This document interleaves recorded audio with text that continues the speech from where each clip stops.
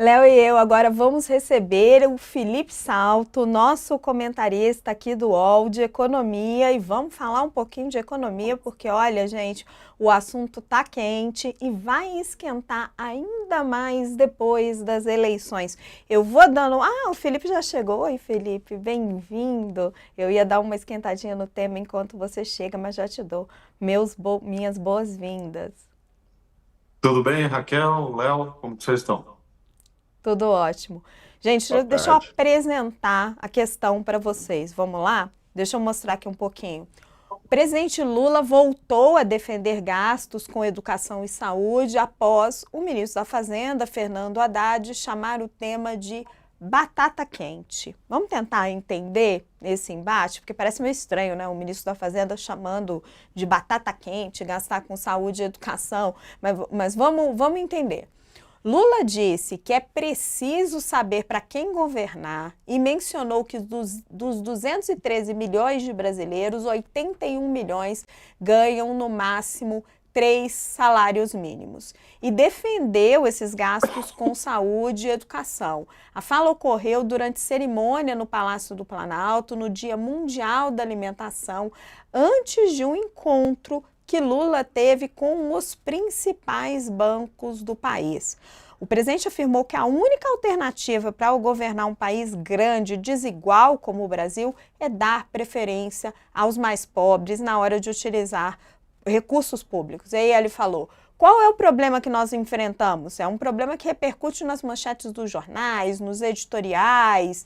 Toda vez que a gente está cuidando de fazer política social, é tratado como gasto. Não é à toa. Foi uma doutrina de palavras criadas para induzir a gente a determinados erros, certo? E aí, o que está acontecendo nessa discussão?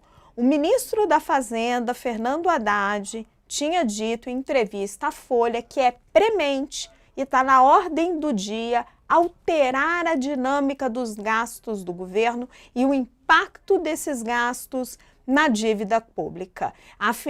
Haddad disse que Lula conhece o contexto, está atento e que é possível resolver essa situação sem transformar o Brasil na Argentina, um país cuja taxa de pobreza disparou. E aí, sobre a reunião de Lula com os representantes dos bancos, Lula hoje esteve com os presidentes do Itaú Unibanco, do Bradesco, do Santander, do BTG Pactual e do Safra. Felipe Salto, vamos tentar desembrulhar isso aí para quem nos acompanha, porque é um pouco difícil de acompanhar. É um pouco difícil de entender. O ministro da Fazenda, Fernando Haddad, ele está tentando montar um pacote que vai mexer ali com, provavelmente, com super salário de servidor público, com algumas outras questões delicadas para colocar o gasto público sob controle. E aí o presidente Lula vem e repisa o discurso dele, social, de que, olha, investimento em saúde e educação não é gasto, é investimento, tá. E fica ali um confronto velado com o ministro da Fazenda. Para quem olha de fora, parece que o Haddad não gosta de investir em saúde e educação, mas não é bem isso. Qual que é o tamanho deste problema? Raquel, deixa eu lhe dizer, o ponto é o seguinte, quando o presidente Lula vem e faz uma declaração como essa, só comprova a tese do ministro Fernando Haddad de que o tema é, de fato, uma batata quente. Porque, veja, a questão é, todos queremos, todos que somos civilizados, que entendemos que a desigualdade é um ponto ainda importante no Brasil, que o Brasil cresce ainda muito pouco e precisa, sim, de determinados gastos, sobretudo investimentos. Quando o presidente Lula faz essa declaração, fica parecendo que tem, de um lado, aqueles que querem o gasto sempre mais alto e que isso é muito bom para a educação e para a saúde, e do outro, o ministro da Fazenda e os especialistas e os economistas que só querem cortar gasto porque são fiscalistas. Nem tanto ao céu, nem tanto ao mar, né? Porque nem tanto à terra, nem tanto ao mar, porque quando a gente olha esse orçamento da saúde e da educação, o que existe é que desde a Constituição de 88, da promulgação lá em 1988, há uma regra de vinculação.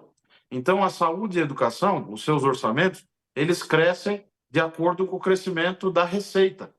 Isso é muito ruim, porque, para quem está nos ouvindo, vamos dar um exemplo. Imagina uma empresa que aumente o seu faturamento, porque está conseguindo vender mais os seus produtos, por exemplo, e aí automaticamente ela precisa aumentar a sua despesa com o pessoal. Não faz o menor sentido. Ela vai aumentar a despesa com o pessoal, ou com o que quer que seja, se ela criar um novo departamento, se ela tiver demanda, né, para ter mais pessoas nessa empresa e gastar mais.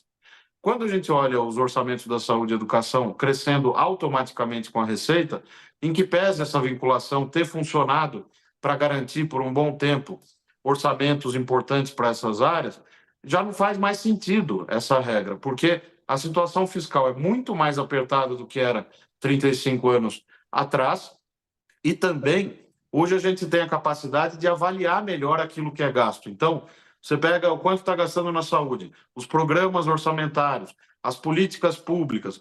Será que justifica aumentar, manter ou eventualmente até diminuir? Para isso precisa ter avaliação e monitoramento.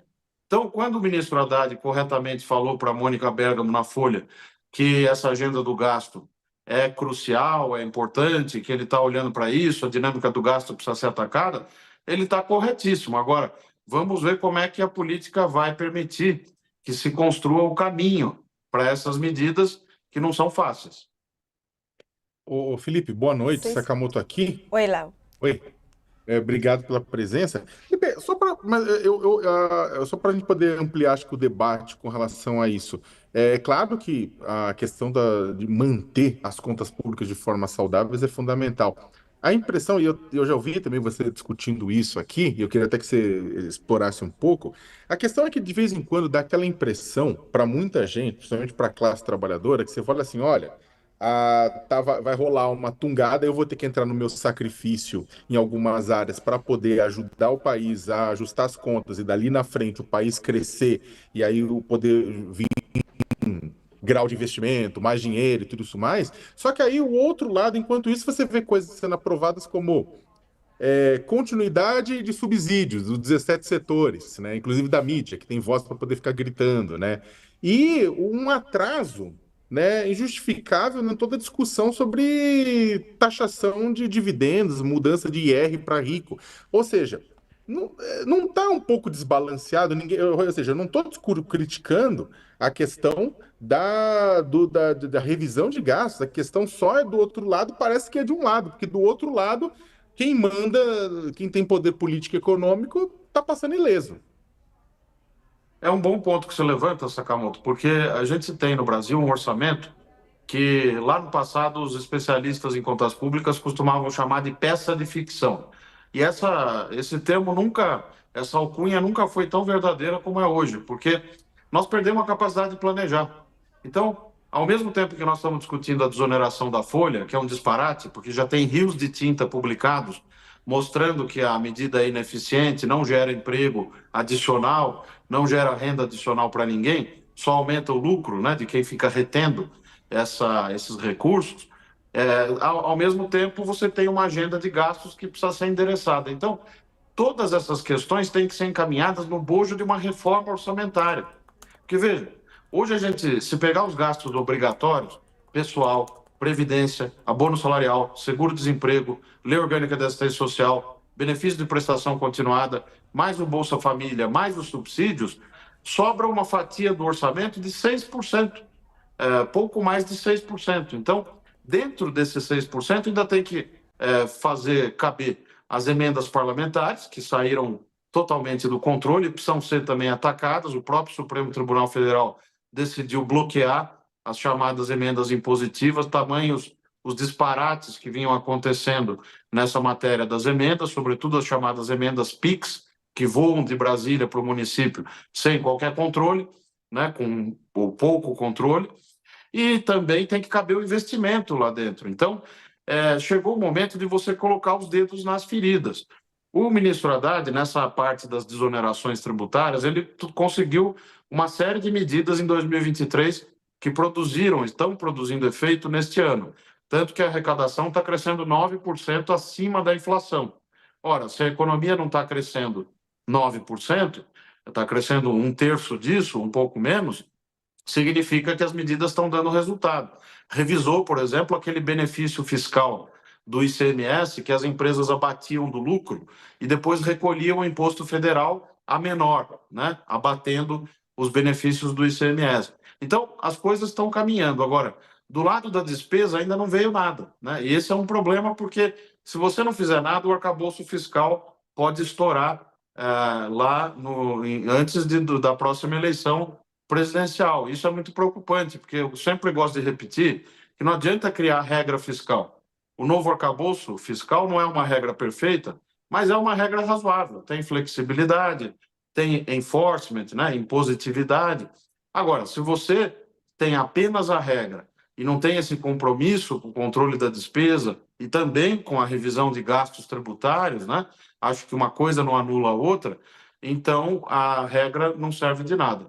Por isso que eu entendo e faço coro a essa declaração do ministro Haddad. E entendo também o presidente Lula, que está no papel político dele de fazer o discurso para as bases, para a população e mostrar, olha, esse não é um governo que vai sair cortando gasto à torto e à direito.